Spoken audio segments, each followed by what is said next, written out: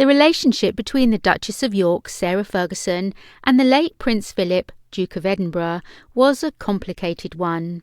In a recent appearance on Alan Carr's Life's a Beach podcast, Sarah spoke about her relationship with the Iron Duke, whom she described as terrifying. Despite this, asked if Philip was a wise man, she replied, "Very wise. You had to be on your best. If you asked a silly comment, you were certainly told it was a silly comment." Terrifying. Why are you asking me that? I do it every day. Why are you asking me that? Oh! Then you lose your confidence. Did you go driving today? Car or horse? Oh, God, sorry, yes. Sarah also shared a piece of advice given to her by Philip, which she found resonant.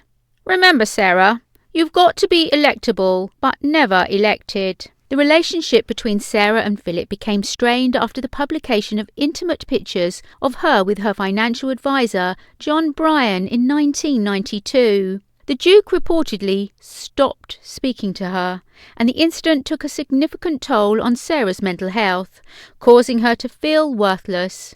It was years before the ice began to thaw between the two, and Sarah was allowed back into the royal circle, albeit with some restrictions. She was even allowed back into the royal box at Royal Ascot and hosted by the Queen at Balmoral Castle. However, the Duchess was often seen leaving the Scottish residence before the arrival of Prince Philip, a sign that the Duke may not be on the same page as his wife about Sarah.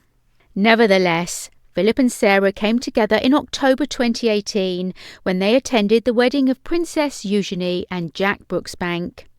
Despite the difficulties in her relationship with Philip, Sarah has always spoken warmly of her ex-mother-in-law, Queen Elizabeth II. In a recent interview with The Telegraph, she spoke of how their relationship had warmed in the Queen's later years.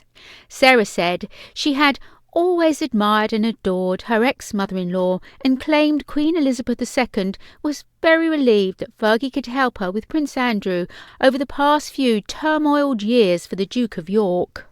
Asked if the Queen was confident Sarah would be there for Andrew even after her death, the Duchess replied, "She knew.